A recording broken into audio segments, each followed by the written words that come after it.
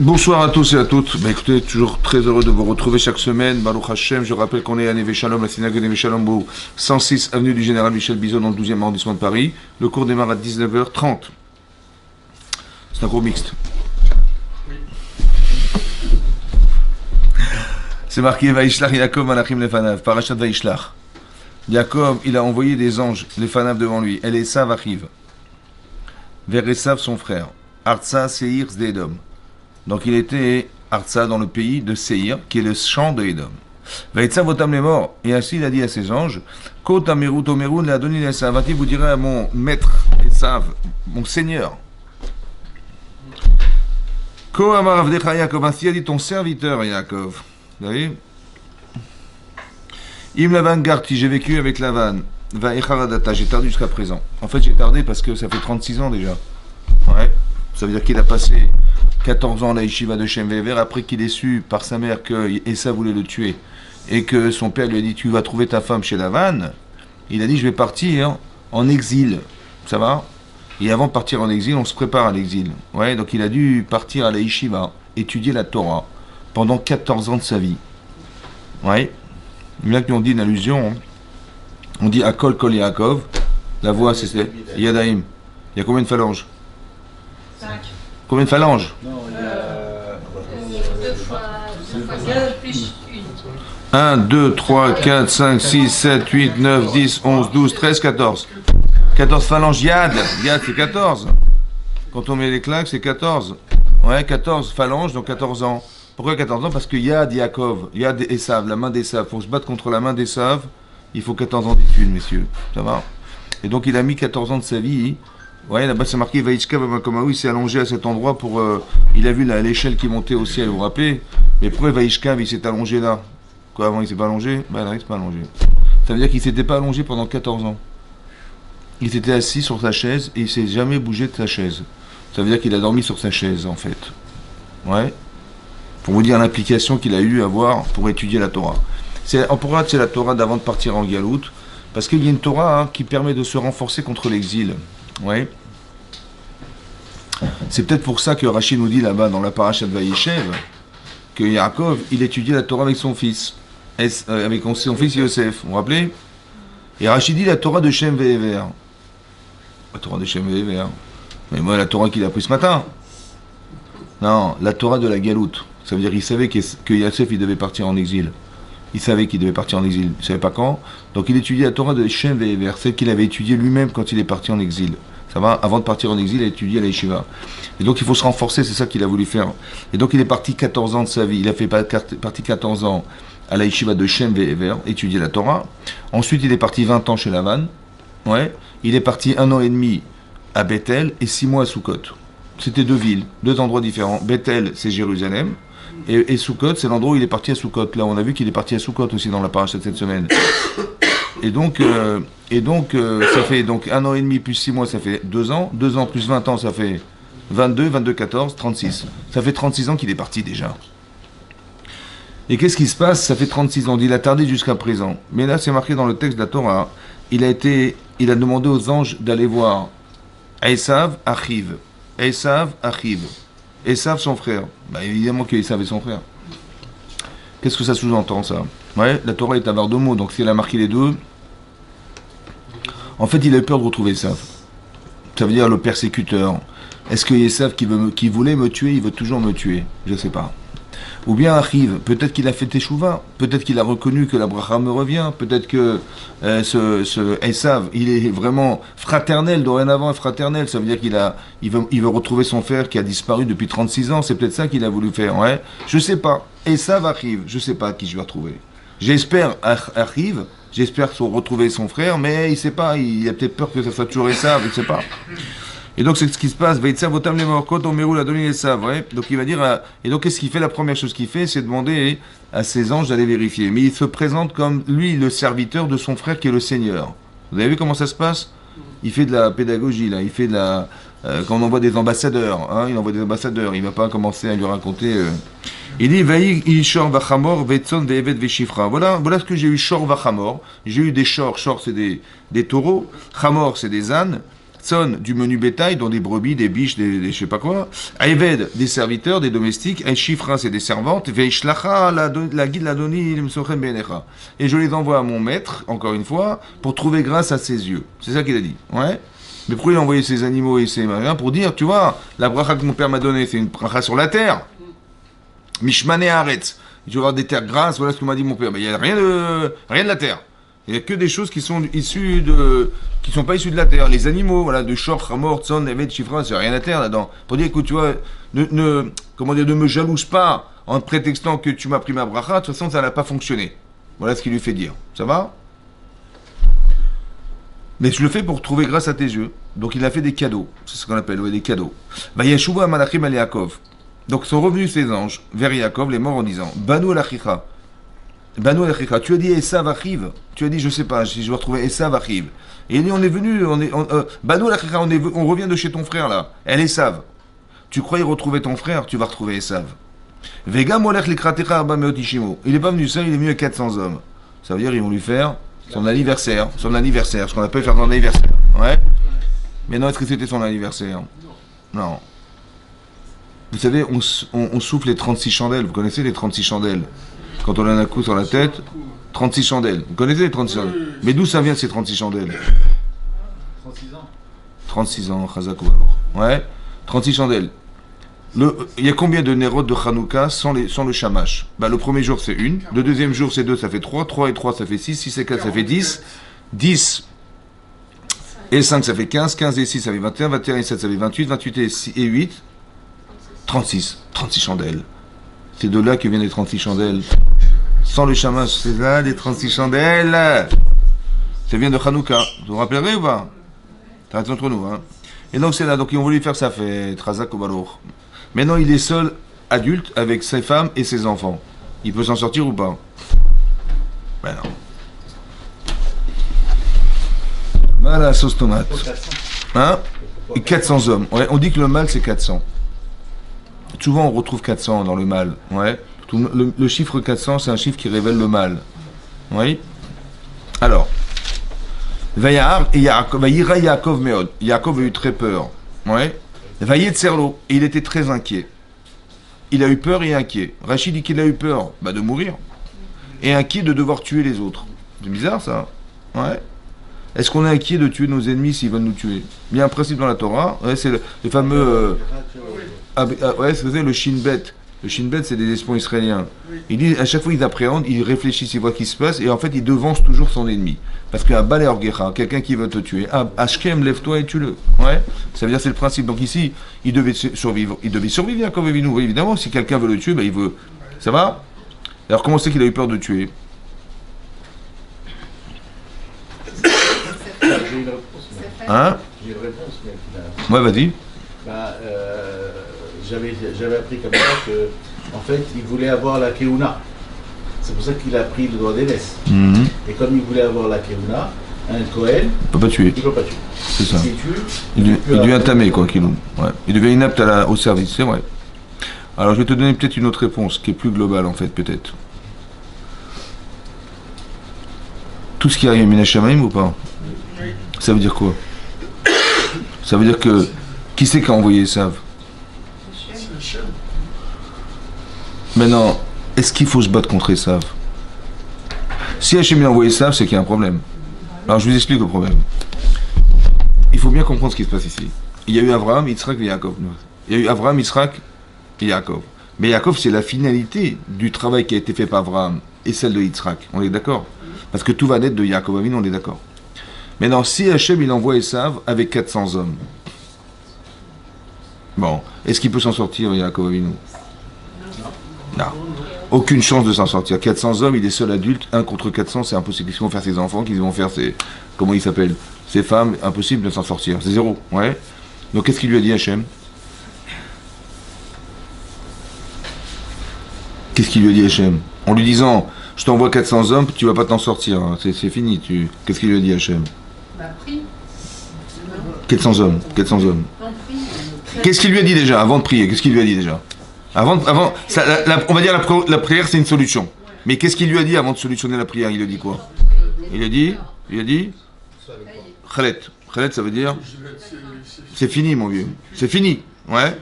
Lui, il a cru et c'est cuit. Ça va? Mais non, c'est cuit. Ça va, il va mourir. Maintenant, écoutez-moi bien. Mais qu'est-ce qu'il a pu faire comme Avera Yaakov pour que sa vie soit remise en cause, et pas la sienne, mais tout le projet divin du départ? Je sais pas. C'est ça la question. Ouais. Mais qu'est-ce qu'il a pu faire Yaakov Avinu pour que son projet personnel, mais qui est engendré par ceux de lui d'Abraham Israël, eh ben il va remettre en cause. Hachem dit on arrête là, hein, c'est fini. Bah comment ça c'est fini? Bah oui, parce que tu vois bien qu'Esav il arrive avec 400 hommes. C'est bon ou pas? Est-ce que l'objectif c'est d'éliminer ce qui est la Grèce ou ce qui est l'Égypte? C'est ce qui est la Grèce ou bien le premier il est chez lui en fait. Vous savez de quoi il a peur? Il a peur de tuer. Ça veut dire il a peur de croire que le premier c'est Esav. Je vais déchirer la lettre. J'ai reçu un mauvais courrier, je vais déchirer la lettre. Mais tu veux déchirer la lettre, tu recevras un autre courrier, pas de problème. Vous avez compris? J'ai peur de tuer, ça veut dire j'ai peur de croire que la réalité c'est ce que je vois. Non, c'est qu'un message du bon Dieu ça. C'est-à-dire que si tu te solutionnes, on déchirera la lettre. Pas toi tu la déchireras. On la déchirera. Ça vous compris? Ça vous compris ça? Ça veut dire qu'il a peur de tuer, ça veut dire de croire que Béhémet c'est le problème, il vient d'Esav. Mais jamais de la vie il vient d'Esav. En vérité, Esav n'a aucun pouvoir. Le pouvoir qu'on lui donne, c'est le pouvoir qu'Esav, c'est celui qu'on lui a donné en fait. On l'a dit dans la paracha dessus avant. Ouais, qu'est-ce qu'il a béni? Il a béni Yitzhak son fils en disant Ka'asher Tarid, quand tu seras en souffrance, laquelle souffrance? De voir que les Israël ils font des Averot. Ils respectent pas la Torah, alors tu auras un prétexte. Pourquoi le prétexte? Parce que, soi-disant, je suis le rachat, c'est pour ça qu'on m'a privé de la bracha, c'est ça, ouais, de la bénédiction. Ah, tu veux mettre les Israël font des Averot. Il dit, t'as raison, Chazak. Prends ton sabre et tape dessus. Ça veut dire que le pouvoir qu'a Esav, il vient de la déficience du peuple juif. Tu as compris ça? C'est clair ou pas? Donc quand Esav attaque Yaakov, ce pouvoir, il a été donné par Yaakov. Alors Hachem dit, mais remettons en question. Ça va? Vous avez compris ça? Très bien. Donc ça veut dire que ça remet pas seulement... Esav, il n'est pas venu lui prendre de l'argent. Il est venu prendre sa vie. Mais prendre la vie de Yaakov, c'est prendre la vie du peuple juif qui va avec. Mais donc comment Hachem, il a pu faire un truc pareil? C'est-à-dire que... Mais quel avéra il a pu faire Yaakov Avinu qui remet tout le projet en cause? Vous avez compris? C'est ça la question. Maintenant je dis, en attendant, je me débarrasse de Esav. Je veux le tuer comme ça. Mais ça sert à rien. Aujourd'hui, c'est ça de rencontrer quelqu'un d'autre. Le projet n'est pas fonctionnel. Vous avez compris? C'est pas un problème personnel. La Touma, je sais pas, le Cohen, ça peut être beaucoup plus compliqué que ça. Ça veut dire que c'est beaucoup plus profond que ça. C'est la remise en cause du peuple juif ici. C'est ça qu'on est en train de voir ici. Et dire, mais qu'est-ce qu'il a pu faire comme avéra? C'est pas... Vous avez compris ça? Très bien. En tout cas, c'est marqué clairement, il a envoyé des cadeaux. Ok. Il a dit la deuxième chose qu'il a faite, parce qu'il voulait faire sa fête. Donc la deuxième chose qu'il a faite, c'est quoi? C'est qu'il a coupé le camp en deux. Il a dit, si au Chazvé Shalom, Esav attaque un des camps, au moins le deuxième se sauvera. C'est quoi faire la guerre pour Yaakov Avinu? C'est pas d'aller prendre des armes. C'est de sauver ce qu'on peut. Incroyable. Il n'a pas fait la guerre. Nous, il n'a pas pris des armes. Il a dit, s'il tape un camp, eh ben, l'autre se sauvera. Voilà, c'est comme ça, on va sauver ce qu'on peut. En attendant de trouver la solution, en fait. Vous avez compris? C'est incroyable. Maintenant, comment il a dû choisir qui va là et qui va là? Quelle femme va ici avec tels enfants? La complexité des choix. Funt? Ouh là là. Il est pacifique. Hein? Il est pacifique, il veut pas faire la guerre. Il veut pas? Non, parce qu'il pense pas que ça sert à rien. Le problème, il est pas chez Esav. Ça sert à rien. Ça n'a pas suffi alors. Je sais pas, on va voir. Après, on va essayer de comprendre qu'est-ce qu'il a voulu faire. Après, Vayomer Yaakov. Ouais, après, Vayomer Yaakov. Eloké avi Avraham, le Dieu de mon père Avraham. Veloké avi Yitzhak, et le Dieu de mon père Yitzhak. Hachem a Omer Elai. Hachem qui m'a dit, Shuv la'artsecha umolatecha, retourne vers ton pays, umolatecha, l'endroit où tu es né. Veitiva imari, je te ferai du bien. Ça veut dire, il rappelle Yaakov à Hachem ce qu'il lui avait dit avant de partir chez Lavan. Avant de partir à la Yeshiva. Quand il arrivait de toutes les promesses que lui avait faites Hachem. Ouais, c'est ça ou pas? Il est en train de rappeler ce qu'Hachem avait promis. Ça veut dire qu'il est en train d'enfermer Akadosh Baruch Hu dans quelque chose qu'il avait déjà promis. C'est-à-dire, là, tu me dis, je vais mourir. Mais tu m'avais promis. Vous avez compris comment? Il est mort de rire. Ouais. Katonti Mikola Chassadim. Katonti, Katan. Tu m'as rendu petit à cause de tous les chassadim, tous les bienfaits. Parce que il était pauvre, comment il s'appelle, Yaakov Avinu. Et par miracle incroyable, parce que il a dit à Lavan, écoute, c'est simple, hein, les petites brebis là qui ont des petits points, je vais les prendre, je vais les faire s'accoupler, et ce qui va sortir avec des petits points, je les prends. c'est ça mon salaire. Et ceux, comment dire, les moutons, là, je sais pas quoi, qui sont marrons, je les garde. Qu'est-ce qu'il a fait? Il a dit, ça va enlever tous les points et tous les machins. Ah, c'est impossible qu'elles reproduisent quelque chose qu'elles ne sont pas, les brebis et les moutons. Ouais. Et Hachem, il a fait un NES. Le NES qu'a fait Hachem. Il a fait quel NES? Bah, qu'elles ont eu des petits points, alors que c'était impossible. Il dit, ça, c'est le chesed d'Hachem. Maintenant, écoutez un truc. Quand on fait des miracles à des gens, c'est qu'on est obligé, malheureusement, de lui retirer de ses mérites du monde futur. Menake misriotav. Menake, c'est nettoyer les srouillottes. Ça va? Si quelqu'un, il roule, il se prend un rave, hein, ouais, il descend, normalement, il aurait dû partir depuis longtemps, hein, et il a survécu à cet accident, c'est qu'on a forcément été menake misriotav, c'est qu'on lui a été obligé de le retirer du monde futur des mitzvot qu'il a faites pour lui donner la vie. Donc il dit comme ça, écoutez bien le raisonnement. Le raisonnement, c'est qu'il a dit comme ça, tu m'as diminué dans le monde futur de tous mes srouillots, mes mérites, à cause de tous les miracles que tu m'as fait.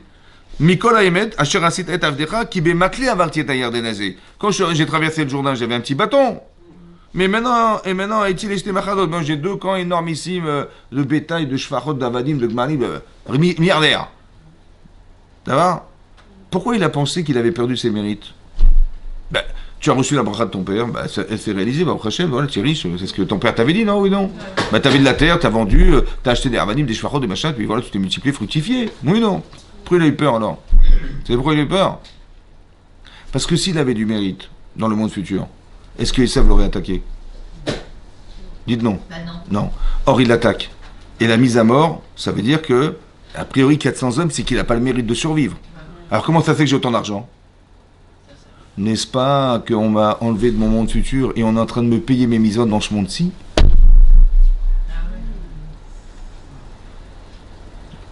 Vous avez compris? Ça veut dire qu'il est rachat. Il dit je suis un rachat. Ça veut dire quoi? Ça veut dire que s'il m'attaque, c'est que j'ai pas de mérite. Donc forcément, tu m'as retiré tous mes mérites du monde futur. Alors comment ça se fait que j'ai autant d'argent? Vous savez pourquoi? Parce qu'Hachem est en train de me payer mon lavaba sur terre. C'est ça qu'il est en train de penser. Bah oui, parce que pourquoi il a autant de... Il dit, t'as fait des misotes? Il n'y a pas de problème, on te paye. Parce que là-bas, le Rav Dessler, il pose la question suivante. Il y a des Rishaim, c'est marqué dans la parasha de Vaïtranan. Marqué Hachem et les Meshalem, les Sonav et le Panav la vidéo. C'est-à-dire qu'il paye au rachat, les Sonav, ceux qui le haïssent, et le Panav la vidéo pour le faire disparaître. Qu'est-ce qu'il fait Hachem? La personne qui a un rachat, elle a fait des misotes. Ouais. Et Hachem, il n'y a pas de problème. Tes misotes que tu as fait, je te les paye dans ce monde-ci. La bagnole, la piscine, je sais pas quoi, la belle maison, les voyages et tout, ouais. Les bijoux. Mais là-haut, il n'y a plus rien. Je te paye dans ce monde-ci. Ça va? Il demande, il dit, mais pourquoi Hachem, il donne pas le Olam Haba qu'il mérite? Même s'il n'a pas fait grand-chose, c'est un rachat, bah, il va au Gehinam. Mais il a fait des misotes. Et ben, les misotes qu'il a faites, elles méritent le Gan Eden ou pas? Eh ben, donne-lui son Gan Eden à lui. Pourquoi tu donnes sur terre? C'est pas normal. C'est ça, comme ça, il demande. Oui?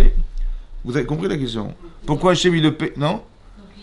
Pourquoi Kadosh Baruch Hu, il paye au rachat dans ce monde ce qu'il mériterait d'avoir dans le monde futur?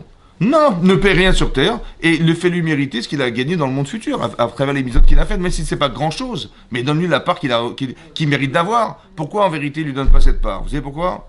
Non, dommage. Franchement. En fait, pourquoi? Parce que quand tu vas demander un rachat, ça te plaît là là-bas? Ça te dit ou pas? Il dit pardon? Ça me dit rien. Parce qu'il fait pas Shabbat. Ça me dit rien. T'as compris?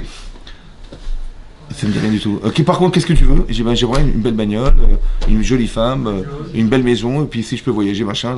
Il n'y a pas de problème. On te paye selon la monnaie que tu veux recevoir. C'est pas qu'Hachem il est injuste, c'est qu'il paye en fonction du besoin des gens. Vous avez compris quoi? Le rachat, il veut pas du Olam, ça m'intéresse pas. Mais Beth, il aurait donné Hachem. Bien sûr qu'il l'a donné. Pourquoi il ne le donne pas? Parce que c'est ce qu'il voulait, mais c'est la monnaie qu'il voulait. Vous avez compris? C'est un petit peu comme, vous savez qu'on ne peut pas payer les mitzvot dans ce monde-ci, ça ne se paye pas une mitzvah. Vous savez ça? Ouais. Pourquoi ça ne se paye pas? L'Agman dit dans Shabbat, l'Agman dans Kiddushin a dit, Rabbi Shimon, Amar Rabbi Shimon, Sachar Behai Halma Lika. Sachar, le salaire, dans ce monde, il n'y a pas. Ça va? Il n'y a pas. Tu fais des mitzvot, tu vas dire, tiens, j'ai fait les tefillah ce matin, j'ai mis des tefillin, Hachem le loto. On ne peut pas. Pourquoi on ne peut pas? Ouais. Pourquoi on ne peut pas? Parce qu'on ne peut pas payer. C'est pas qu'on ne veut pas payer, c'est que ça ne suffit pas. Ça suffit pas. C'est-à-dire que tout ce que tu peux imaginer comme plaisir, on va dire comme ça, tous les plaisirs qu'un homme peut avoir, une personne peut avoir dans sa vie, mais tous les êtres humains, depuis la création du monde jusqu'à la fin des temps, tu cumules tous ces plaisirs, tu additionnes tout ça, et ben ça suffit pas pour payer une mitzvah. Ça suffit pas pour payer une mitzvah. Pourquoi? Parce que on peut pas payer du spirituel. C'est comme tu dis, ma femme elle m'aime pas, allez je vais l'acheter. Elle va m'aimer. Mémé Hélène, tu connais Mémé Hélène? Oui. Est-ce que ça s'achète? Ah bah c'est que c'est la pauvre skina. Ouais. Parce que, parce que ce qui est spirituel ne se paye pas, ça n'a pas de prix. Vous avez compris? Ça n'a pas de prix. Ça veut dire qu'on ne peut pas payer du spirituel, ça n'existe pas le pays spirituel. Maintenant, comment ça se fait que Esav, il a pu vendre son droit d'aînesse? C'est caduque. La vente, elle est caduque parce que la mitzvah, elle est incommensurable. Elle ne peut pas se monnayer. Comment il a acheté pour un plat de lentilles et de l'argent? Il a donné de l'argent, Jacob. Ouais, dans la Torah, c'est marqué qu'il a payé avec un plat de lentilles. Mais il a donné de l'argent aussi. Mais est-ce que ça peut se vendre? Alors comment c'est qu'il a vendu? Et on dit, oui, il a vendu sa part de Bechora, de droit d'aînesse. Vous avez compris, bah? Vous avez compris? En vérité, combien ça vaut une mitzvah? Ça vaut le prix que tu lui donnes. Ah ouais. Ah oui. L'éternité de la mitzvah, c'est si pour toi elle est éternelle, alors elle serait éternelle. Mais si elle pour toi elle est monnayable, tu dis, ben, combien ça coûte? Pour lui, le droit d'aînesse, ça valait un plat de lentilles et un peu d'argent. Et ben c'est le prix que ça vaut. Ça veut dire que ton lamaba, dans tes mitzvot, il n'est pas forcément infini. Il est infini dans les mitzvot que tu sembles être, elles semblent pour toi être infinies. Les Shem Shamaim, c'est ça qui est infini en fait, vous comprenez ou pas? La mitzvah est infinie. Par exemple, si vous dites à quelqu'un, allez, je te donne 150 millions d'euros si tu viens Shabbat en voiture au travail. 1 heure aller-retour, 150 millions d'euros. Pardon? 150 millions. Il dit non, mais toi et toute ta famille, jusqu'à la fin des temps, tu peux tranquille. Il dit non, 150 millions, ça. 300 millions d'euros. 300 milliards. Je sais pas si la banque est pour... 300 milliards, tu peux ou pas? En fait, qu'est-ce qui se passe? Il a rendu éternel son Shabbat. Parce que c'est pas monnayable. C'est ça l'infini, vous comprenez ou pas? Le prix du là-bas, c'est le prix que tu lui donnes. Combien ça coûte? Vous avez compris que quand on fait une Avera, c'est que le plaisir de l'Avera, il avait un prix. Ou la Torah, elle avait un prix, puisqu'il a transgressé la Torah au prix de la mitzvah, de la Avera qu'il a faite. Ouais? Ça veut dire que la Avera, elle est plus importante que la mitzvah de ne pas la faire. Ben, c'est le prix que ça coûte, c'est ça. Vous avez compris pas? Vous avez compris? Donc combien il vaut ça là-bas? Il vaut... Bah oui, parce qu'il a dit, il a monnayé ça contre ça. Ah, bah, donc ça veut dire que ça n'a pas de prix. Mais normalement, ça n'a pas de prix, normalement, tu peux... Bah oui, là, ça a un prix, puisqu'il a monnayé ça contre ça, vous avez compris? Ça veut dire que le Olam Haba, il est fonction de la conception que tu donnes aux mitzvot. Tu peux rendre infini ton monde futur, mais c'est pas le monde futur, le monde futur est infini. Mais tu peux pas rentrer dans un monde que tu n'acceptes pas être infini. Est-ce que vous comprenez ça? Donc il faut le rendre infini. Parce que pour Esav, ça ne valait pas le prix plus qu'un plat de lentilles et machin. C'est ça son Olam Haba. Donc il a vendu pour le prix que ça valait. Vous avez compris? C'est ça que ça valait. Ça veut dire que c'est très intéressant de voir que l'Olam Haba, il est fonction de la conception que tu lui donnes. Si tu penses que l'Olam Haba, il vaut 10 balles, ça vaut 10 balles. Ouais, donc on peut payer 10 balles dans ce monde-ci, il n'y a pas de problème. Hein. Mais si ça vaut l'infini, on peut pas. Ça se monnaie pas, ça. On peut pas monnayer l'infini, vous comprenez? Ça dépend de ta conviction personnelle. Personnelle. Comment tu l'estimes ton monde futur? Mais Yaakov, il a fait des cadeaux. Attendez, j'arrive. Après les cadeaux. On verra, à la fin du film. Mais mais là, c'est important que vous compreniez ces notions-là. Là. C'est ça qui est marqué là. Ouais? C'est ça qui est marqué là. Ok? C'est pour ça qu'on explique, vous savez, je vais vous expliquer autre chose. C'est marqué dans le Kriyat Shema, la lecture du Shema Israël. Vous connaissez le Shema? C'est marqué, Ve'aya im shamua tishmeu. Talmud Torah, vous vous rappelez? Ve'aya im shamua tishmeu. Ve'aya im shamua tishmeu. Ici, écoutez, vous écoutez, dit Hachem. Et mizvot hayasher anochim et tzavetrem hayom lehava et Hachem elokechem. Ouais? Ou le avdo bechol levavchem ufran nafshechem. D'accord? Et donc, vous recevrez bechol levavchem ufran nafshechem. Pourquoi je vous ai parlé de ça? Ok. Et donc je donnerai la pluie, et sinon, Hachem va yicharaf Hachem, Hachem va bloquer le ciel, et donc il ne pleuvra pas. Pourquoi je vous ai dit ça hein? Ah oui, c'est ça. Maintenant, est-ce que Béhémet, on fait des misotes pour qu'il pleuve? Bah oui, parce que si tu fais des misotes, il va pleuvoir. Hein. Et si tu ne les fais pas, il ne pleuvra pas. Donc il faut faire les misotes, mesdames, messieurs, parce que sinon, il va pleuvoir. Hein? C'est ça, marqué. Comment? Oui, mais quand il pleut pas, c'est dangereux. C'est ça, malheureusement. Ouais, c'est vrai que C'est vrai que ça défait le brushing. C'est vrai.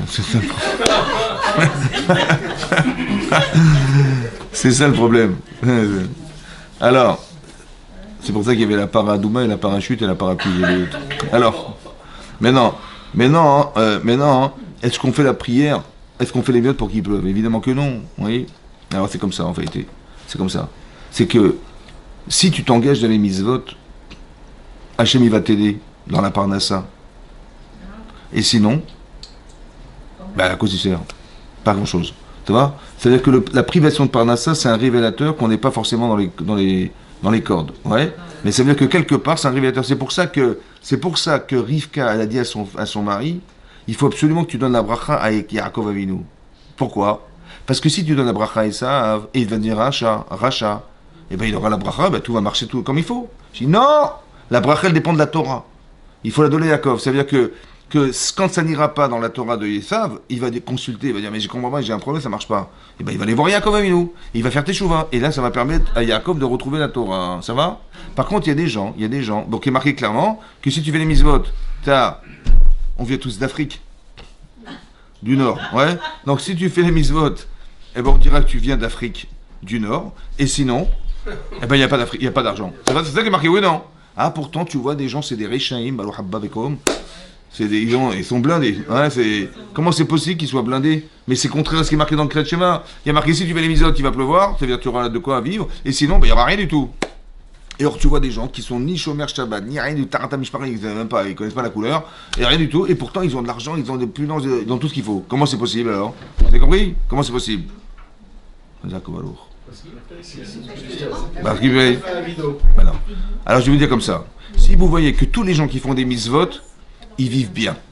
Hein? Si vous voyez que toutes les gens qui font des mitzvot, ils vivent très bien, ils ont une vie tranquille, ils ont la parnassa qui tombe à l'heure et tout va bien. Et ceux qui font des avérotes, les pauvres, ils sont sous la rue, sous les ponts, en train de demander l'aumône. Ça va? Est-ce que vous allez faire des mitzvot ou des avérotes? Alors vous savez ce que fait Hachem? Comment tu veux, quel argument tu vas donner Yetzirah pour qu'il ait envie de nous faire faire des avérotes? Comment on fait? Alors il y a des gens qui sont des shluchim, des envoyés du Satan. Ils ont du fric à gogo. Mais en vérité, pourquoi? Parce que maintenant tu peux dire, bah attends, tu vois bien qu'on fait pas les mitzvot et on peut avoir de l'argent. Alors à cause de ça, les mitzvot, ça sert à rien. Ils sont les envoyés du Satan, ceux-là. En vérité, pourquoi? C'est-à-dire qu'il y a des gens, c'est des Rechaim, mais ils sont là pour dire, bah tu vois bien, j'ai pas fait de mitzvot et pourtant ça marche bien. En vérité, pourquoi? Bah pour que tu aies le choix. Bémet, si tu fais les mitzvot, tu auras ce qu'il faut. Et si tu les fais pas, tu auras pas. Mais si quelqu'un, il est Racha, ouais, ou disons qu'il hésite, il est pas sûr de lui, alors on va, comme une femme elle m'a dit, attendez, moi je fais Tarata Mishpacha, j'ai pas d'enfants, et l'autre, la femme, elle m'a fait Nini, ni à nous, mikvé, elle a des enfants, alors, vous avez compris pas? Les gens ils se remettent en cause, ils comprennent pas, ouais, ça remet en cause, ça va ou pas? Non mais j'ai dit, ça n'a rien à voir. Vous avez compris, ça n'a rien à voir, c'est parce qu'elle est privée que genre c'est rachat ou ça n'a rien à voir. C'est juste les expliquer qu'il y a des gens qui sont là pour nous faire avoir la possibilité de faire un choix. Parce que si c'était l'inverse, personne ferait des avérotes. On ferait tous des mitzvot, mais sans réfléchir. Mais pour que tu puisses choisir de faire la mitzvah, alors il faut qu'il y ait des gens qui les font pas et qui ont tous les bénéfices de ce qu'un homme il aurait dû avoir. Vous avez compris? Maintenant, qu'est-ce que tu fais alors? Tu fais ça ou tu fais ça? Vous avez compris? C'est ça. C'est pour ça que la émet, c'est ce qui est marqué dans la Torah. Mais dans ce que tu vois, hein, c'est juste pour que tu puisses choisir la Torah. En disant non, malgré tout, je sais ce que ça veut dire. Des gens qui sont là pour justement contrebalancer ce que le Yetzirah, il a aucun pouvoir en fait. Qu'est-ce que tu veux qu'il fasse? Si tout était comme ça, tu fais les misotes, t'as la parnasse, t'as ce qu'il faut, t'as la subsistance, et sinon tu l'as pas, bah personne ferait des avérotes. Donc le Yetzirah, qu'est-ce que tu veux qu'il fasse? Il est obligé de faire en sorte qu'il y a des gens qui vont le représenter quelque part sur terre. D'accord? Donc ce que je vous ai dit là, c'est ça. Il a dit Mikola Katanti, Mikola Chazim, Mikola Emet. Donc tu m'as rapetissé, ça veut dire quoi? Tu m'as enlevé mon moula baba à cause de ça, c'est ça qu'il avait peur. Donc j'ai pas de srout, alors comment je vais faire? Alors il a dit Etzilinina, là il a fait la prière. C'est là qu'il a prié. Atzilenina miyadachim yadesav. Atzilenina, je t'en prie, sauve-moi. Des mains de mon frère, des mains d'Esav. Bizarre, hein? Au début, il a dit, je sais pas qui je vais retrouver. Je sais pas si je vais retrouver Esav ou mon frère. Mais ça veut dire, j'espère retrouver mon frère. Il a dit, sauve-moi de mon frère. Je comprends pas. Tu m'as dit avant que le contraire. Tu m'as dit, tu me sauves de Esav le rachat, le mécréant, le persécuteur. Mais mon frère, j'espère retrouver mon frère. C'est ça, hein? Et là, il a dit l'inverse. Il a dit, sauve-moi des deux. Mais je comprends pas, mais tu m'as dit l'inverse tout à l'heure. Ça va? Allez, écoutez-moi bien. Si son frère, il veut le tuer, mais il dit, tu sais, on est quand même des frères, hein. Ouais. Ce frère-là, j'en veux pas. S'il est venu sincèrement, j'espère qu'il soit sincère. Il a dit, écoute, j'ai fait tchouva, tu as eu raison, j'étais un rachat, j'ai raté l'occasion de faire tes tchouva, je pensais que la Bechora me revenait, c'était faux, je pensais que la Bracha me revenait, mais écoute, ça ne revenait qu'à toi, c'était le tzaddik, c'était toi. Super. Là, je veux de ce frère-là. Mais si quelqu'un, il veut me tuer, il me dit, mais on est des frères. Ouais, j'en veux pas. Alors, sauve-moi de ça. Ça, c'est une explication. Deuxième explication. Il y a marqué que dans le Zohar, c'est marqué dans le Zohar. Ouais. Pour ça que quand on vient ici le soir, on se souhaite toujours bon Zohar. Bon. Parce que ça s'étudie la nuit aussi. Ouais. Maintenant, dans le Zohar, c'est marqué comme ça. Jusqu'à présent, on a toujours vu des persécuteurs. Des gens qui voulaient jusqu'à Hitler et Marchemo, tout ça. C'était ça. Hein. Et il dit, vous allez voir un jour, ils vont venir comme des frères. Ouais. Ils vont venir et dire, alors, on est des frères, les droits de l'homme, on va défendre les juifs, l'antisémitisme. Il dit, ça c'est aussi sauve-moi de ça. Pourquoi? Parce que c'est quoi l'antisémitisme? Pourquoi il y a l'antisémitisme? Pour nous embêter? Non. En fait, l'antisémitisme, c'est un rempart à l'assimilation. Vous avez vu que c'est pas logique l'antisémitisme? Donc, c'est divin. 20. Donc c'est divin. Ça veut dire quoi? Ça veut dire que les gens ils veulent s'assimiler et le type il mange pas cachère, il est marié avec machin, avec Jean-Christine de je sais pas quoi, de Bettencourt.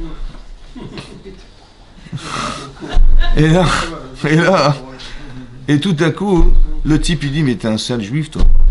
Mais je sais pas comment, mais j'ai plus rien de juif mon chéri. J'ai même changé mon nom, mais ta tête, mon vieux, ne me revient pas, machin. Mais comment ça se fait? Hachem, il a trouvé une seule solution pour éviter qu'on devienne des gogos. Il a dit, que le type que tu adules, il va te haïr. Qu'est-ce que je te dis? C'est pas logique, mais c'est comme ça. La seule rempart qui nous reste, c'est celui-là. Sinon, on serait devenus depuis longtemps des... Vous avez compris pas? Il nous rappelle ce qu'on n'est pas. Tu es un sale juif. Mais comment tu es un sale juif? En vérité, tu es un sale juif, en fait. Tu as compris ou pas? Mais c'est Hachem qui lui dit, à travers cet homme, ouais, il dit, comme ça, je fais, j'ai plus rien de Dieu. Justement, c'est ça le problème, tu es un sale juif. C'est compris, hein. C'est un truc de fou, ça. Pour ça qu'il a dit, même ça, sauve-moi. Quand ces gens-là, ils vont nous dire, mais on est des frères, ça veut dire qu'il n'y a plus de rempart. Waouh, catastrophe. Ouais. C'est pour ça qu'il a dit, même dans ça, sauve-moi. Quand ils viendront un jour en nous disant, mais on est comme des frères, mes amis. On va faire la paix, on va vivre ensemble, on va se marier ensemble, terminé. Sauve-moi de ça, sauve-moi. Ça va? C'est ça qu'il a dit. Atsilina miyadachim yadesav. C'est ça, la réponse.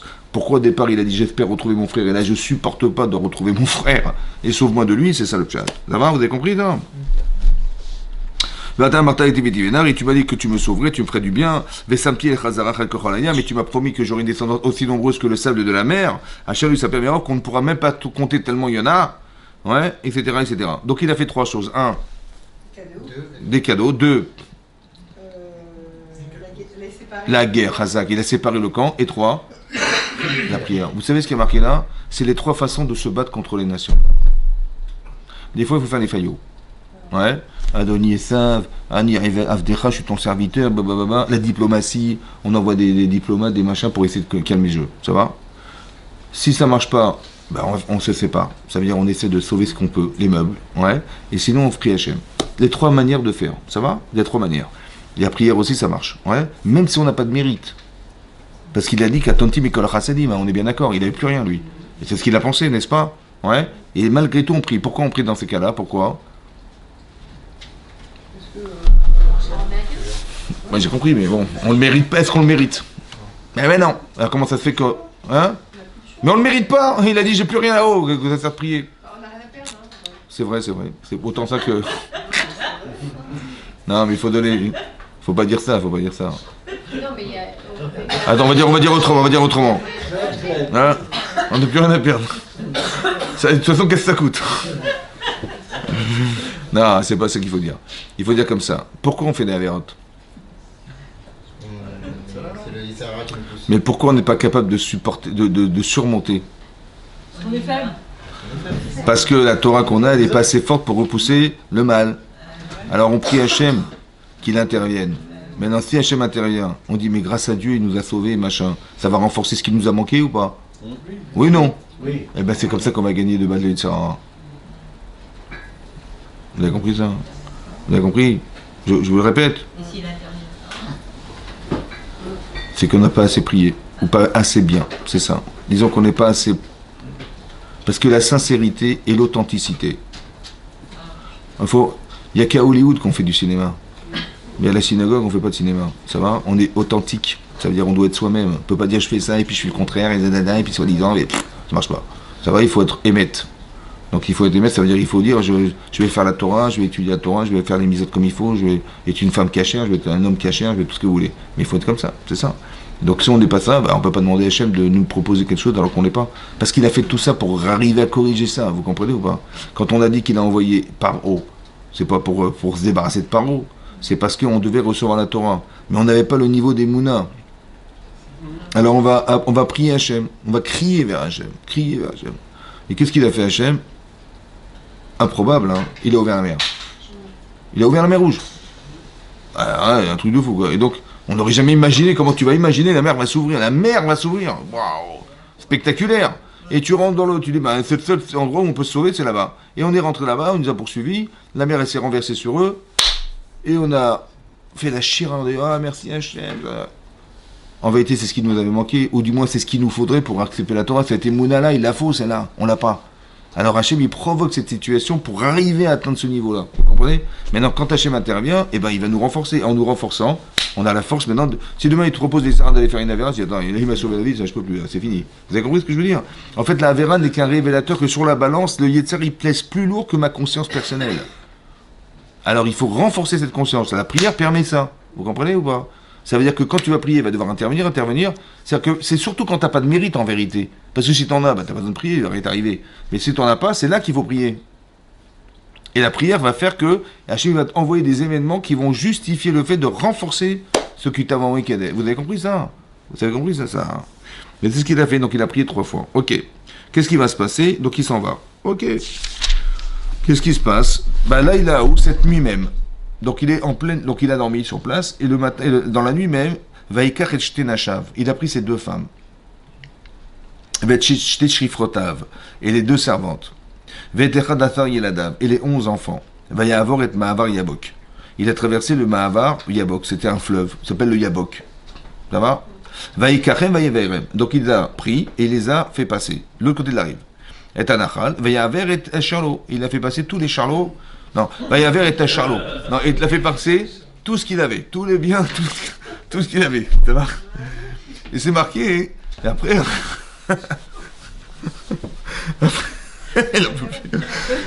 il est repassé de l'autre côté. Il est repassé de l'autre côté de la rive, parce qu'il avait oublié des fioles d'huile. Ça veut dire qu'il était milliardaire, il y a comme nous, mais il y avait des petites fioles de 5,50 €. Ah oui, parce qu'il les a pas. Il a oublié. Attention. 5,50 € et 18. Bon. Et donc il retourne là-bas. De là-bas, on apprend un principe que les tzanikim, mamonam, yoter chaviv migufam. Leur argent, il est plus cher que leur vie. Ouais, ce sont des meknassis, ça s'appelle. Non, je rigole. Non, ce sont. Ouais, on dit, mais ce sont des radins. C'est comme quelqu'un. Vous avez connu cette blague? Un type va voir un meknassi. Il est en train de décoller le papier peint. Il fait, tu changes de papier peint? Il fait, non, je déménage.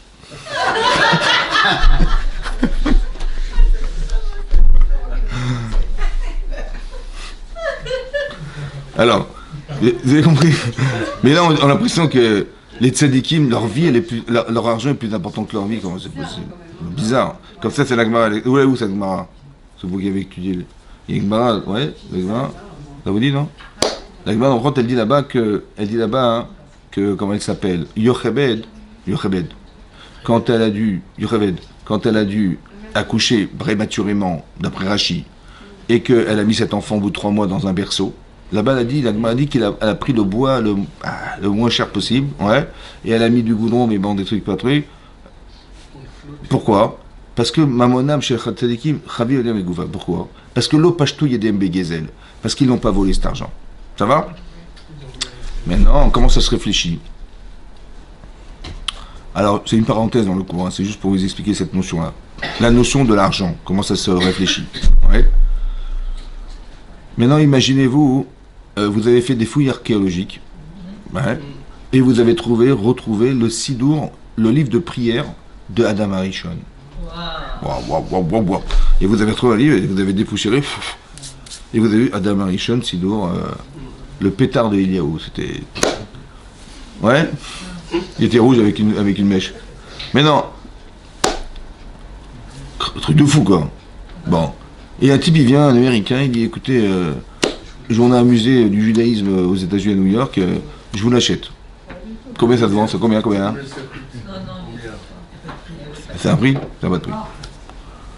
Mais non, ça, j'ai trouvé le sidour d'Adam Arishon, et ça peut pas se vendre, c'est impossible. Bon. Maintenant, on est Mahamine, on est tous croyants. Oui, que l'argent qu'on a reçu, il a été fixé par Hachem à Rosh Hashanah. Bon, Hachem il t'a envoyé de l'argent. Si déjà le sidour, j'arrive pas à m'en séparer, alors l'argent qu'Hachem m'a donné, tu vas t'en séparer? Alors ils sont sûrs que ça vient de lui parce qu'ils l'ont pas volé. C'est sûr. Alors quand ils donnent de l'argent, ils donnent pas de l'argent, ils donnent leur vie avec. C'est comme si tu dis, bah, donne-moi une page du livre. Tu peux pas. Mais si tu la donnes, tu donnes ta vie avec. Vous avez compris? C'est ça que, chez les tzadikim, leur argent il est plus ravif que leur vie. Vous avez compris pourquoi? Parce que le rapport à l'argent, c'est un rapport d'émouna. C'est pas un rapport de genre, ça va, ça vient, et quand ça vient, ça va. Vous avez compris? C'est autre chose. Il y a une notion comme ça que tu sais que tu as reçu d'Hachem, mais comment tu vas te séparer de ce que tu as reçu d'Hachem? Hein? Vous avez compris? Bah, mais c'est ça que ça veut dire. Mais ça, c'est ça qui est marqué là. Et donc, ça veut dire qu'il est repassé de l'autre côté parce que c'était Chaviv Alav. Je ne peux pas négliger tout ce qu'Hachem m'a donné. Alors, il va retourner là-bas récupérer. Mais là, c'est marqué Vaïvater Yaakov Levado. Yaakov va se retrouver seul. Et quand on est seul, en général, on est en danger. C'est pour ça qu'il est marqué qu'un Tamid Chacham, il ne doit pas sortir Yechidi Balaïla. Il ne doit pas sortir seul la nuit. Parce qu'il est en danger. Parce que, pourquoi c'est dangereux? Bah, ça dépend. Si tu vas à la Courneuve... Non. Mais pourquoi c'est dangereux? Pourquoi c'est dangereux? Satan va l'attaquer. Mais pourquoi il attaque? Qu'est-ce qu'il a fait, le pauvre? Parce qu'il est avec ses avérotes tout seul. Ça te dérange, non? Personne pour le sauver. Mais pourquoi lorsqu'il est seul? Ouais. Alors écoutez-moi bien. Qui c'est qui est seul? Qui c'est qui peut dire qu'il est seul? Hachem. Hachem, Prazak. Donc si lui il est seul, il se prend pour le bon Dieu. Bah oui, parce que... Pourquoi Hachem il est seul? Parce que Hachem, ce qu'il crée, a besoin de lui, mais lui n'a pas besoin du monde. C'est ça les vados. Ça veut dire que quelqu'un qui pense me suffit à moi-même, je n'ai besoin de rien d'autre que moi-même, il est en danger. Parce que c'est Hachem. Il se prend pour Hachem. Vous avez compris ou pas? C'est pour ça que c'est dangereux. Et là, c'est marqué tout de suite, il y avec Ishimo. Et là, il a lutté contre un homme. Tout de suite, tac, tac. Veiller avec, ça veut dire qu'il a lutté, Ish, un homme avec lui. Adalot Hashachar jusqu'au lever du jour. Alors, le sens littéral, c'est qu'il s'est battu contre quelqu'un jusqu'au matin. Donc il a fait une bagarre toute la nuit. Ça va? Bah, il était fort quand même. Toute la nuit, c'est balèze quand même. Bon. Pourquoi cet homme n'a pas de nom? Il s'est battu contre un homme. Bah, il s'est battu contre qui? C'est vrai. Mais pourquoi cet ange n'a pas de nom? Cet ange, en vérité, c'est l'ange de Esav. Mais l'ange d'Esav, c'est ce que dit Rashi. Mais l'ange d'Esav, c'est l'ange du mal. Ça va? Très bien. Maintenant, je vous fais un tunisien. Maintenant, s'il s'est battu contre un homme qui n'a pas de nom, oui. Mais non, le Satan, il est où le Satan? Il est où le Tsar? Il est chez lui, à l'intérieur de lui. Donc, quand par exemple vous dites, vous avez une voix qui vous dit non, ne fais pas ça, ne va pas, mais pourquoi tu vas faire ça, et comment on se moque de toi, en vérité, c'est cet ange en fait qui te fait des remarques. Ouais. Et c'est lui qui te pousse à penser que ça va. S'il y a marqué dans la Torah hein, que Yaakov, Hachem lui dit écoute, on arrête là, le projet s'arrêtera là. C'est ça qu'il envoie Esav. Le problème, c'est que je ne comprends pas ce qui m'est arrivé là. Parce que qu'est-ce que j'ai pu faire comme Avera, penser à Yaakov, pour avoir dû voir Esav arriver et lui prendre sa vie, quoi. Et lui, il passe à Milazienne, hein. C'est ses enfants, sa femme, ses enfants, c'est terminé, le projet s'arrêtera là. Qu'est-ce qu'il a pu faire comme Avera? Vous avez compris? Le problème, c'est qu'un jour, il faut se retrouver seul. Ah ouais, avec soi-même. Et là, le problème, c'est qu'il n'arrive pas à se définir, Yaakov Amino. C'est ça, cet homme. L'homme n'a pas de nom, ça veut dire que je ne sais pas où j'en suis, je ne sais pas où je vais, je ne sais pas ce que je fais. Vous avez compris ce que je veux dire? J'arrive pas à donner un nom à ma vie. Parce que je sais qui je suis. Mais là, manifestement, j'ai rien compris, parce que voilà ce qui m'arrive. Vous avez compris ce que je veux dire? Il y a des situations de vie dans la vie où on se remet en cause, et on n'arrive pas à se définir. Je n'arrive pas à me donner un nom. Veille avec Ishimo Adalot Shachar. C'est quoi Adalot Shachar? J'espère le Shachar va se lever, le jour va se lever, je vais avoir un éclairage, je vais comprendre. La lumière du jour. Vous avez compris ce que je veux dire? Il s'est battu avec un homme, ça veut dire il s'est battu avec lui-même, sans pouvoir se définir, jusqu'au matin, en espérant qu'il va avoir un éclairage, il va comprendre ce qui lui arrive. Ça va? Qu'Hachem l'aide, ouais, à pouvoir, c'est pour ça qu'on met du LED. Parce que, bah oui, parce qu'on cherche de l'aide. Et donc c'est ça qu'il a voulu. C'est ça, vous avez compris ça? Vaya kilo yacholo. Maintenant cet ange, il a vu qu'il ne pouvait rien contre lui. Il ne pouvait rien contre Yaakov, ça veut dire qu'il avait tous les arguments pour l'empêcher de le faire tomber. Vaïka, par contre, il a frappé, il a touché Bekaf Yericho. Kaf, c'est la cuisse le fémur, ouais, de Yaakov. Vetaka, Bekaf Yerech Yaakov, donc il a frappé, il a brisé le kaf, donc la cuisse de Yaakov. Ouais, Beravko, ils luttant contre lui. Maintenant, la jambe, c'est quoi la jambe? Oui, on dit que si quelqu'un il rêve d'une jambe, la Gemara dans Brachot, elle dit, quand on rêve des jambes, oui, ce sont nos parents. Pourquoi? Ben oui, c'est comme ça. Les jambes, ouais, je sais que ça vous fait une belle cuisse, mais en vérité, c'est les jambes, c'est les parents. Pourquoi c'est des parents? Pourquoi? Parce que les parents qui sont décédés, ouais, qu'est-ce qu'ils ont besoin? Qu'on leur envoie des CD. Non. Pourquoi ils sont décédés? Ils sont décédés. Donc, qu'est-ce qu'ils peuvent faire dans le monde futur? Et ils ne peuvent plus évoluer. Qui c'est qui les fait évoluer maintenant? Qui c'est qui les fait monter? Qui c'est qui les fait bouger? C'est les enfants. C'est pour ça que les jambes sont les parents. Les jambes sont les enfants. Et qui rêvent de leurs parents, en fait. Vous avez compris? C'est ça. Donc, les descendants. Vous avez compris ou pas? Les jambes, parce que quand vous marchez, c'est avec vos jambes. Non, vous avez pas compris? Comment tu avances? Avec tes jambes. C'est ça. Donc eux, ils peuvent pas avancer sans nous. C'est ça que ça veut dire. Donc quand on rêve des jambes, c'est nos parents en fait. Vous avez compris? Maintenant, quand il a tapé dans la jambe des enfants, des jambes de Yaakov. Lui, c'est le père. Donc les enfants, c'est ses jambes. Il a tapé dans les générations. Il n'a pas réussi contre Yaakov, mais les générations, les pogroms qui extérieur, il a réussi. Ça veut dire qu'il a vu qu'il y avait des failles dans les enfants, et donc il a tapé dessus. Vous avez compris? La jambe, c'est ce que dit le Midrash Rabbah, mais je vous l'ai expliqué avec la Gemara. Mais le Midrash Rabbah, il dit qu'il a tapé dans les générations à venir. Vous avez compris ça? C'est ça qu'il a frappé. Et quand on a des dents, les dents, c'est que c'est dehors. En général, c'est dehors. C'est dehors que ça se passe. Pas dedans. Non, les dents, c'est les enfants aussi. On dit que c'est la perte des enfants, Chazé Shalom. Moi, c'est jamais la perte des enfants, c'est toujours quelqu'un que... On dit les dents, c'est ça. C'est toujours quelqu'un que je connais, mais pas dans la famille. Ah, j'ai compris. Bon. Il faut dire toujours Shalom Shalom, ouais. Il faut dire toujours Shalom Shalom. Il faut toujours penser que le bien. Ça dépend de la traduction qu'on donne du rêve aussi, hein, de l'explication du rêve. Mais non, juste avant que je m'énerve, donc il a dit comme ça. Et donc il a. Regardez, je continue le texte du Passouf. Marqué Veitzav était. Ben non, c'est pas celui-là. Où est-ce que j'en suis arrivé? Et voilà. Marqué Vayomer Shelachani. Donc cet ange lui a dit Shelachani, laisse-moi partir, qui a la Shachar, le jour se lève. Parce que le jour se lève, tu dois me laisser partir, il devait faire une shira dans le ciel, cet ange. Il a répondu non, Lo Eshalechacha, je te laisserai pas partir. Je te laisserai pas partir, je ne te renverrai pas. Ki im berartani, que si tu me bénis. Or ici on sait pertinemment que cet ange c'est qui? Les sables. Donc c'est le représentant du mal. Depuis quand tu demandes des brachot à celui qui veut t'éliminer? Ben non, c'est le dernier à demander des brachot, des bénédictions, même pas en rêve. Donc il dit je te lâcherai pas tant que tu ne béniras pas. Comment comprendre ce texte? Oui. Pour confirmer la bracha de son père. Chazak. Alors écoutez ce qui est marqué. Je vous lis ce qui est marqué dans Rashi. Il y a marqué, il dit Odali. Il dit à son Satan, là, ce mauvais penchant là. En fait, il se parle à lui-même en fait. Ok. Il dit Odali, reconnais-moi à la brachot chez Berachani Avi. Les brachot que moi bénis mon père. D'accord? Chez Esav Merer Aléen, que Esav revendique. Esav, il dit, mais je veux les brachot, c'est moi qui les veux. Ouais.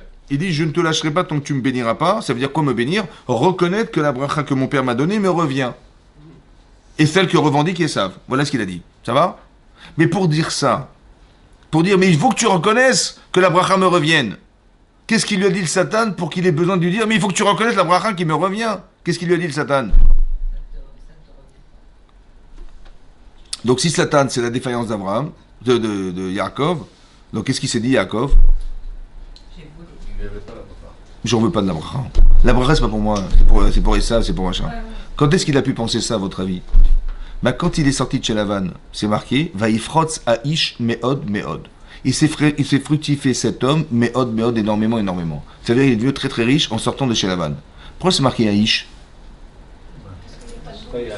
Parce qu'il ne se reconnaît pas là-dedans. Il dit, mais moi, j'ai rien à faire avec ça, moi. Il ne comprend pas, en vérité, pourquoi Yeshua lui donne tellement d'argent, tellement de richesse. En fait, il a peur de ça. Ça va? Il dit, c'est pas pour moi, c'est pour Esav. Hachem dit, si tu ne veux pas, alors tu vas disparaître. Pourquoi? Parce que, écoutez-moi bien, pourquoi Yaakov, il a dû partir chez Lavan? Vous savez qu'au départ, quand les enfants sont nés, oui, il y avait un enfant qui était un Yoshev Ohalim. C'est quelqu'un qui était assis dans la tente, il étudiait la Torah. C'était ça. Et un autre enfant, Esav, qui lui était c'est un chasseur, il était un chasseur de gibier, dans les champs et dans les trucs, dans les forêts, voilà ce qu'il était. En vérité, de nature, il y en avait un qui était un intellectuel et qui était dans la Torah, et de nature, l'autre il était dans les champs. En vérité, c'est pourquoi il y avait deux différences comme ça, ouais. Parce que l'un, il devait travailler la terre pour nourrir celui qui est dans la Torah, et celui qui est dans la Torah, il va permettre de donner les informations à celui qui travaille la terre. Ça s'appelle comme Issachar et Zebouloun. Ouais, il y avait Issachar et Zebouloun, ça veut dire que j'étais complice les uns pour les autres, que l'un il travaillait pour donner de l'argent à celui qui étudiait la Torah, et l'autre il lui envoyait de la Torah pour lui permettre d'avoir le mérite d'avoir étudié la Torah par le fait de le nourrir. C'est ça? Ouais, Issachar et Zebouloun, c'est ça. C'était ça le projet divin du départ. À part ça, hein, ils sont de deux natures différentes. L'autre c'est un docile, il sait pas mentir, il est comment dire, il est honnête, il est authentique et tout, et l'autre c'est un roublard, c'est un truc. Ça va? Le problème c'est que de nature en fait, il est viril, il est cruel, il est ce que vous voulez. Donc tout le travail que devait faire Esav, c'est retenir cette cruauté. Retenir cette capacité à vouloir voler, à vouloir détruire, à vouloir tuer, à vouloir... C'est ça son Yetzirah lui. Mais non, le Yetzirah de Yaakov, il rigole du Yetzirah d'Esav. Tu dis l'autre, c'est un intellectuel, il pense, ouais, l'autre il pense qu'à tuer, l'autre il pense qu'à étudier. Ouais, mais non. Là on lui dit, écoute, si tu as renté 1 heure d'études, tu as fait une grande avéra. Parce que toute ta misva, c'est d'étudier la Torah. On dit que du Chafetz Chaim, il faisait tchouva à Kippour sur 6 minutes de Bitul Torah dans l'année. 6 minutes. Je dis, ouais, j'ai raté, il est marqué 6 minutes dans toute l'année. Ça veut dire que sa mission, c'était d'étudier la Torah. Ouais. Donc la avéra, c'était de ne pas l'étudier. L'autre, c'est l'Avera, hein. L'Avera, c'était de ne pas se retenir, de tuer, de voler, de machin. Je dis, mais alors, est-ce qu'on va, l'autre, il va. C'est pas le même Yitzhara, je suis désolé, c'est pas juste. Oui, non.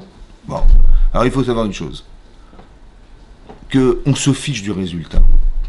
Tu dis, mais l'autre, il étudie la Torah, et l'autre, il n'a même pas une seconde. Ouais. On se fiche du résultat. Amarbe va mameit. Celui qui fait beaucoup ou peu importe, Ikar libo la shamaim. Pourquoi l'essentiel c'est l'Iboul HaShamayim? Comme ça dit l'Agman en Brachot. Pourquoi l'Iboul HaShamayim, le cœur vers le ciel? Pourquoi? Parce que si tu as une bonne tête, tu as une nature intellectuelle, etc., ben bien sûr que tu vas faire des choses extraordinaires. Mais quelque part, tu as bien été aidé, Baruch Hashem. Ouais. Donc si tu regardes le résultat, l'autre il va se frustrer, il va te faire une injustice, l'autre il étudie des pages et des pages, il même pas une heure. Il me faut 3 heures pour étudier un petit passage de Gemara. En vérité, l'intelligence, ça a été donné. Par contre, l'effort, c'est toi. Donc si tu fais des efforts pour étudier la Torah, que la cavote, si tu fais des efforts pour simplement te retenir de voler, te retenir de tuer, de rien, bah t'as gagné ta vie. Parce que c'est ça ton problème.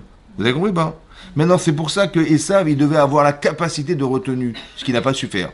Qui c'est qui a pris la charge ça? Yaakov. Quand il a racheté la Bechora, il a pris la Bracha, il a pris ça. C'est pour ça qu'il a été chez Lavan. Il a fait le boulot d'Esav en fait. Lui, c'était le Hémet, il est parti à l'Yeshiva pour étudier la Torah, mais il faut valider la vérité maintenant. Alors, comment tu valides? Bah, tu vas te retrouver chez à Lavan, qui est un roublard celui-là. Ouais. Comment tu vas rester Hémet dans un monde d'escrocs?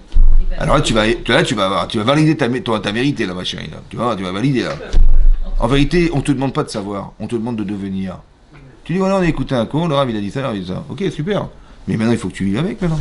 Alors comment tu vas vivre? Bah, tu vas sortir dans la rue, tu vas voir comment tu vas vivre. Ça va? Mais c'est comme ça. Ça veut dire qu'il faut valider la vérité. Mais ça veut dire que Yaakov, il a pris les deux à charge. Donc il a pris la part d'Esav, et c'est pour ça qu'il a pris la femme d'Esav. Parce qu'il a pris tout le mazal de Esav. Donc en fait, Yaakov, il est double. Vous avez compris pas? Hachem lui dit, mais moi, j'ai rien à faire avec cet argent, j'ai rien à faire tout ça. Il dit, mais si tu ne veux pas l'accepter, il n'y a pas de problème, on arrête là. Hein. Vous avez compris ce qu'il a dit Hachem? Donc il est en train de se battre, en fait, de se battre contre la fausse image qu'il avait de la valeur d'Esav. Ça va? Comme si qu'il fallait avoir les deux, l'Olam Hazé et l'Olam Haba. Il faut ce monde-ci et le monde futur. Vous avez compris ce qui se passe? Hachem dit, bah, si tu veux pas de ce monde-ci, on n'a rien à faire ensemble. Il faut les deux. Il faut les deux. Il faut que tu te construises ta vie dans ce monde-ci. Et il faut que tu acceptes que le monde dans lequel tu vis, il doit exister dans ta vie. Ça, c'est pour ça qu'il a été se confronter à Esav. C'est pour ça qu'il a fait tout ce que devait faire Esav, c'est lui qui l'a fait en fait. Vous avez compris? Il n'avait rien à faire chez Esav. C'est la vanne. Tout ce qui est blanchiment d'argent, tout ça, c'est pas son truc, lui. La vanne, ouais. Il voulait pas, lui. Ouais. Donc, qu'est-ce qu'il voulait, en fait? Oui, vous avez compris, bah. Il voulait pas ça. Mais on dit, mais t'es obligé! Ouais, tu l'as passé pas, c'est ce que t'as accepté d'être. Maintenant, si tu refuses, alors, on arrête là, puisque c'est ça le projet divin, vous comprenez ou pas? Donc, il est deux. Qu'est-ce qui va se passer? Il a dit, mais donc, je te lâcherai pas tant que tu ne reconnaîtras pas. Ça veut dire que lui, il voulait pas reconnaître au départ. Et comme s'il est en train de se dire, il faut que je le fasse. Il faut que je m'habite sniout, il faut que je mange cachère, il faut que je fasse tardèche bara, il faut que je sois honnête, il faut que je travaille honnête, il faut que je... Voilà ce qu'il a dit. Vous avez compris? Comme si il arrive à se convaincre lui-même. Vous avez compris? Il parle en fait, il se parle à lui-même. Il faut que tu reconnaisses que l'Abraham revienne. Il est en train de se répéter que c'est ça qu'il veut, bébête. Donc il va se convaincre contre les Sarah qui lui dit l'inverse. C'est ça, Odan, il reconnaît que ça me revient. Parce que les Sarah lui disaient, mais c'est pas pour toi. C'est une erreur d'appréciation. Vous avez compris ce qu'il est en train de faire là? Et donc il dit, ma shemcha. Sur ce, il lui dit, mais comment tu t'appelles? Cet ange lui dit, mais comment tu t'appelles? Il dit, je m'appelle Yaakov. Il lui dit, lo Yaakov yamerot shimcha. Tu t'appelleras plus Yaakov. Qui im Israël. Que Israël. Pourquoi? Qui sarita im Elokim adashim atuchal. Parce que tu as lutté contre Hachem, le Yitzhara. Mazal Tov, t'as gagné. Anashim, les hommes, bah, c'était Esav et Lavan, t'as gagné, super. Qui sarita im Elokim adashim atuchal, c'est la contraction de Israël. En vérité, Israël, c'est la contraction d'une lutte contre le dehors et dedans. Vous savez? Mais non, il lui a dit comme ça, tu t'appelleras plus Yaakov. On dira plus de toi le voleur, l'escroc. Vous n'avez plus que... Pourquoi il s'appelle Yaakov? Son frère, il a dit... Il m'a trompé 2 fois. Yaakov, il m'a trompé 2 fois. Il m'a acheté ma Bechora, mon droit d'aînesse, il m'a pris ma bracha. Ah, le roublard. On t'appellera plus comme ça maintenant. On t'appellera Israël. Ça veut dire que en fait, les gens nous prennent pour des voleurs. On nous prend pour des escrocs, des machins, tu vois. En vérité, c'est qu'on n'est pas à notre place. On est Yaakov, il faut qu'on devienne Israël. On est des Bnot Israël et on est des bénis Israël. Ça veut dire que c'est quelque chose, c'est un espoir d'atteindre quelque chose qu'un jour les nations diront de nous, est-ce qu'on s'est trompé? Parce que vous êtes Israël. C'est ça la lutte, en fait, de Yaakov. Vous avez compris? Il est devenu cet homme, ça veut dire qu'il nous a donné à nous tous la possibilité, la potentialité de devenir des Israël. Vous avez compris? C'est pour ça qu'Yaakov, il a eu 2 femmes. Une qui s'appelait Rachel et l'autre Léa. En fait, Rachel, elle correspond à Yaakov. Et Léa, c'est Israël. C'est pour ça qu'il a eu 2 femmes. Ouais, comme ça dit le Zohar. Ouais, c'est marqué là-bas. Parce que la femme de ce monde, c'était Rachel. Et la femme du monde futur, qui c'est qui a été enterrée dans la mare à Marpella? C'est Léa. C'est elle, en vérité, la femme la spirituelle. La femme qui a eu les enfants du pouvoir, c'est elle. Elle a eu... Yehuda, c'est le roi, Reuven, etc. Shimon, c'est le Ménam des Tinoukot, Issachar, c'est le Betamil, c'est le Sanhedrin, c'est les lois, les machins. Elle a eu tous les enfants du pouvoir, c'est elle. Hein? Elle a eu 6. Et Yaakov, et comment elle s'appelle? Rachel, elle a eu Yosef. Yosef, il s'est occupé de l'Égypte, de l'économie, de machin. C'est ce monde, en fait, vous avez compris? C'est lui qui faisait le lien.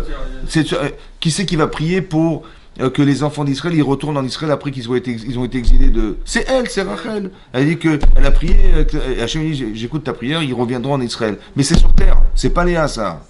Léa, c'est spirituel, vous avez compris? C'est la femme spirituelle. Et donc c'est pour ça qu'il a épousé 2 femmes, parce qu'il avait 2 noms, en fait. Yaakov, Israël.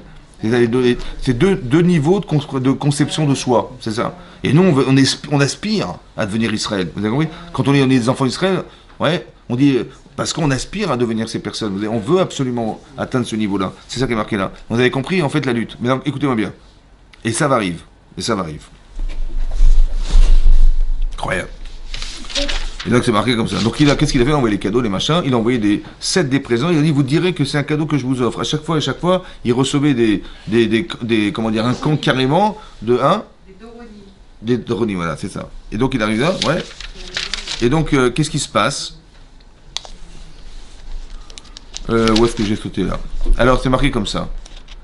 Et donc il rencontre son frère. Oui. Et il a marqué comme ça. Alors j'ai sauté la phrase. Voilà, c'est ça. Vayaros Esav likrato. Donc il va courir Esav vers lui. Vayichabekeu. Il va l'enlacer. Vayipol ad savarav. Il va tomber sur son cou. Vayishkeu vayifku. Ils vont s'embrasser. Ils vont pleurer. Et là, Rachid nous explique que tout à coup, Esav, il est devenu gentil. Ouais. Et il lui dit, attention, il y a marqué, il lui dit Esav à son frère Yaakov, et c'est quoi ce camp que j'ai rencontré là? Ouais, parce qu'à chaque fois il envoyait des servants, des machins, du bétail et tout ça pour lui faire des cadeaux. Alors il y a marqué, Limsochen ben Adoni, pour trouver grâce à tes yeux mon maître. Comme ça il lui a répondu Yaakov. Vayomer Esav, yesh li rav. J'ai beaucoup, j'ai trop. Ouais. Yesh li rav achi. Il dit j'ai trop mon frère. Genre regardez, j'ai même pas besoin. Ouais. Ouais. Après il dit Yelecha asherlach. Que soit à toi ce qui te revient à toi. Ça veut dire qu'il est en train de dire Esav, il reconnaît. Mais comment ça se fait qu'il reconnaît? Esav ou Yaakov? Esav. Comment ça se fait qu'il reconnaît Esav que la bracha qu'il a reçue, et finalement il a reçu Yelecha asherlach. Comment ça se fait? Hein? Vous savez pourquoi? Parce que quand tu domines ton Yetzer Hara, la réalité qui la représente, elle va reconnaître que tu avais raison. Ça veut dire que la réalité n'est fonction que de la conception que tu lui donnes. Si tu hésites dans ta vie, vous avez compris ce qui se passe? En vérité, au départ, il avait pensé retrouver, il espérait retrouver qui? Son frère. Et qu'est-ce qu'il lui a envoyé, Hachem? Esav. Il dit, mais t'as vu, j'en étais sûr. T'as vu, je t'avais dit, on va retourner une tréha encore une fois. Tu vois, je t'avais prévu, t'as vu? Pourquoi Hachem lui envoie le pire? Parce qu'en vérité, tu doutes. Donc si tu penses au pire, il faut que tu le solutionnes. Alors je t'envoie. Pour que tu le solutionnes. T'as compris ça? C'est un truc de fou ça. Maintenant que tu l'as solutionné, alors il va t'embrasser. Vous avez compris ce que ça veut dire ça? Vous avez compris ça? Ça veut dire que ce que tu vois, c'est ce que tu projettes. Si tu le solutionnes, il se solutionne. Tu dis Hachem, il envoie Aman. Ouais, il n'a pas gardé partout dans les 127 provinces qu'on va tous partir. Ça va? Ils font tous teshuva. Venafoku, ça s'est juste inversé sur lui. C'est lui qui s'est pendu. Vous avez compris ou pas? C'est tout fou. Ça veut dire la réalité de fonction. Il ne faut pas avoir peur de ce qu'on vit. Il faut se dire que ce qu'on vit, c'est ce qu'on pense. Alors on va le solutionner. C'est pour ça qu'Hachem l'a envoyé. Il faut que tu trouves des solutions à ce qu'on t'envoie. C'est pas quand on voulu t'embêter, c'est pas quand on fait une crasse, c'est pas quand on fait machin. Du genre on t'a frappé, on t'a humilié, on t'a je sais pas quoi, on t'a puni. Voilà, on a été puni. Mais pas du tout, c'est pas ça. C'est qu'en vérité tu es puni parce que tu penses.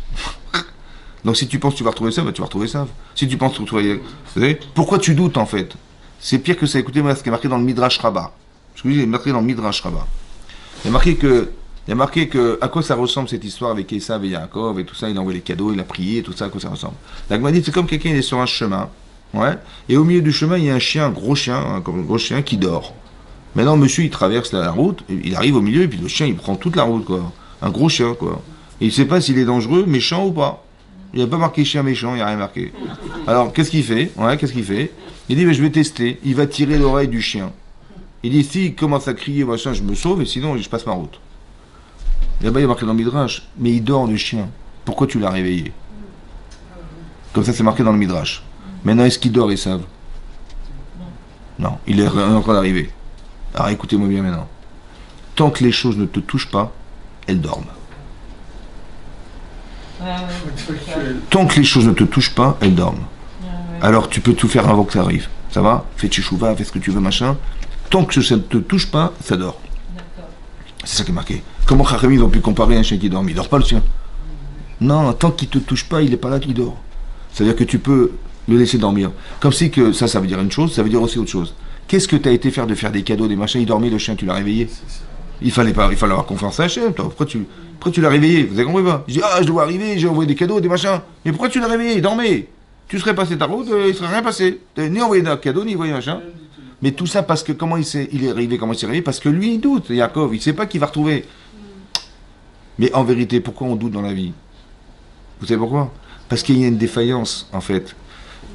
Le doute, c'est une peur. Je sais pas, j'ai peur. Alors, la peur est révélateur qu'il y a une faute. Ça va? Parce que si tu es sûr de toi, il n'y a pas de problème de doute. Ouais? En plein mois d'août, on n'a pas de problème de doute, en général. Ouais? C'est pour ça que le doute est révélateur d'une défaillance, d'une peur, de quelque chose qui ne va pas. Quand tu as des certitudes dans ta vie, bah, tu n'as pas des doutes, il n'y a pas de problème. Ah, tu doutes, alors c'est vrai. C'est pour ça qu'en vérité, le fait simplement que Yaakov il a eu peur ou il ait des doutes, c'est révélateur déjà qu'il y a un problème. Vous avez compris ce que je veux dire? Donc Hachem dit, t'as un problème, donc je t'envoie les saves. Comme ça, tu vas le solutionner, vous comprenez ou pas? C'est ça que ça veut dire. Ça veut dire qu'en vérité, la solution, elle est en nous. Et quand tu la solutionnes, alors les choses se corrigent aussi à l'extérieur. C'est pour ça qu'il vient, il embrasse les trucs. Il dit que tu reviens. Il dit de toute façon, j'ai trop. Et lui, il a répondu, Yaakov, il a dit, non, accepte-le, j'ai tout. Yeshli kol. Lui, il a dit Yeshli rav. Et il a dit, j'ai déjà un rav, Hachem. Non, il a dit Yeshli rav, ça veut dire, vous savez, la Toyota, là, la RAV4. Il a dit, j'ai déjà une Toyota. Non, il a dit, j'ai déjà, Yeshli rav, j'ai trop. Je ne sais pas où mettre des serviteurs et des mains, j'en ai trop. Vous savez de quoi il a eu peur, Yaakov? Au départ, hein, il a dit, mais j'ai trop. Il a eu peur de penser comme Esav qu'il avait trop. Ça veut dire que j'ai une main, mais ça déborde. Qu'est-ce que je vais faire avec tout ça? Hachem lui dit, mais ta main, elle n'est pas si petite que tu crois. Elle est beaucoup plus grande que ça. Il faut que tu dises les shlikol. Il faut que toute ta main, elle puisse englober tout ce que je te donne. Sinon, ça veut dire quoi? Je t'ai donné pour rien. Ouais, et t'as cru que il t'est gouré, quoi. Il t'a donné trop, quoi. Non! Il faut pas que tu dises les shlirav comme il a pensé Esav. Il faut que tu dises les shlikol. C'est de ça qu'il avait peur au départ. Il avait peur d'être Esav. Vous comprenez ce que je veux dire? Maintenant qu'il s'est battu contre ça, il a compris que tout lui revenait. Il fallait absolument qu'il sache quoi faire de la responsabilité qu'il avait d'avoir tout reçu. Alors maintenant, tu peux dire Yeshlikol. Vous avez compris ça? C'est ça la force de Yaakov. C'est ça la force qu'on a nous. Ouais. Parce qu'on a tout en vérité. Vous avez compris, on a tout en vérité. C'est juste qu'on ait conscience qu'on a tout et qu'on a un apport extraordinaire, c'est l'appui qu'Hachem nous donne. On a tout en fait. Donc qu'est-ce qu'on néglige? L'apport extraordinaire qu'on a d'avoir Hachem avec nous. Alors il faut en profiter, c'est ça qu'il a dit. Ouais, il s'est battu contre les Yetzara et contre les hommes, il a gagné. Ça veut dire que tout ce qu'avait Hachem mis en place pour qu'il arrive à s'aguerrir, Yaakov Avinu, il a gagné. C'est ça qu'on espère que nous aussi, on va pouvoir être assez forts dans la Torah pour s'aguerrir contre tout ce qui nous arrive. Amen ve Amen.